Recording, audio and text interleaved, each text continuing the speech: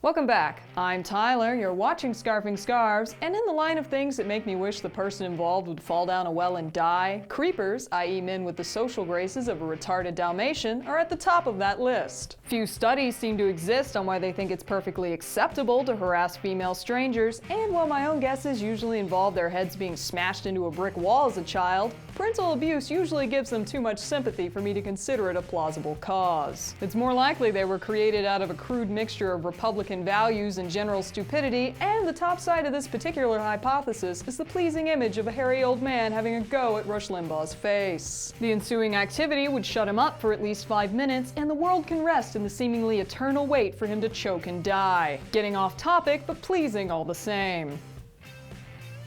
Anyway, most of you have rage quit to the comments section by now, and for those of you who remain, I present you with something that will in no way impact your day in the slightest. Welcome to How to Tell If You're a Creeper. Hint 1. You touch women without their permission. Most commonly known as unsolicited contact between you and complete strangers that happen to be female, you know you might be a creeper when your hands have the bad habit of finding themselves on the persons of women you don't know from the fucking cashier at whatever Denny's is unlucky enough to have you as a customer. These women in question were usually enjoying whatever activity they were involved in just fine without you coming in to place your hands on their hips, chests, or God knows where else a pathetic fuck like you comes up with.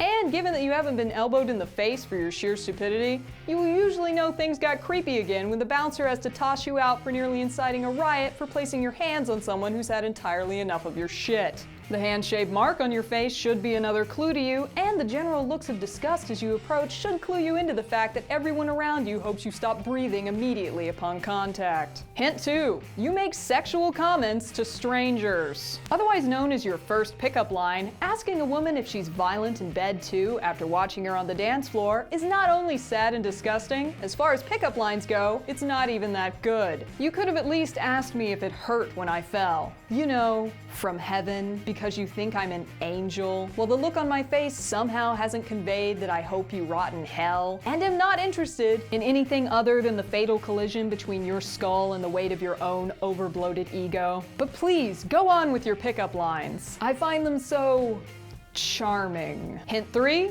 Women keep telling you they have a boyfriend. Have you ever noticed that anytime you enter the personal space of a woman at a bar or club, all she can talk about is the Mr. Wonderful McFancypants she's been dating for 3 years minimum? His presence isn't always notable either, and while this might be confusing for someone who has the social IQ of a maladapted marsupial on Molly, these women are either A, telling the truth and are glad to get you off their backs, or B, fibbing in the hopes that you'll choke on your own spit in time for them to get away. They don't like you.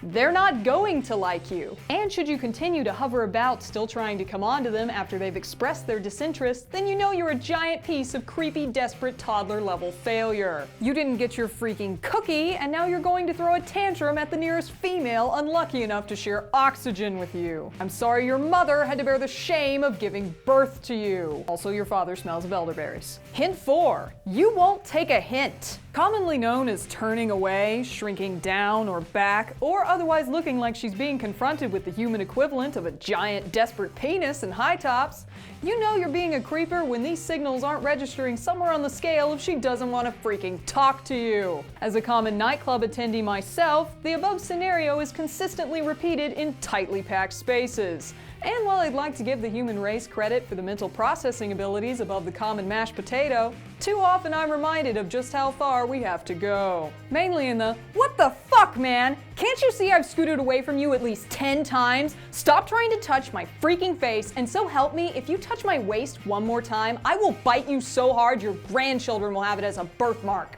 Area.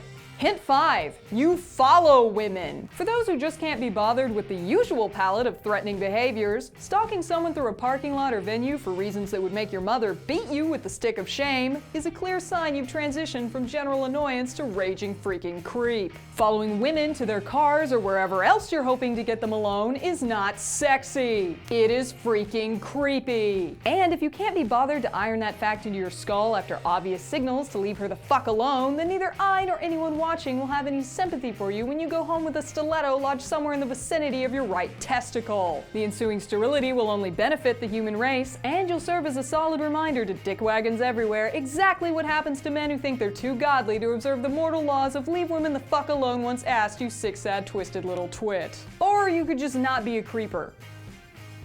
You know, just saying. This has been Tyler, you've been watching Scarfing Scarves, and I'll catch you next time.